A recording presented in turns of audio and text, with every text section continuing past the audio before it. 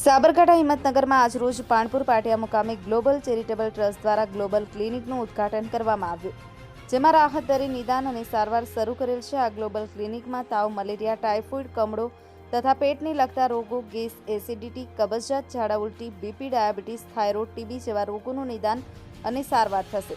આ global charitable સંસ્થા છેલ્લા 5 વર્ષથી corona car, Covid centre, laboratory, medical તથા ગાયનેક હોસ્પિટલ રાહત દરે ચલાવી રહી છે, જેનો લાભ લેવા સૌને અનુરોધ કરવામાં આવે છે.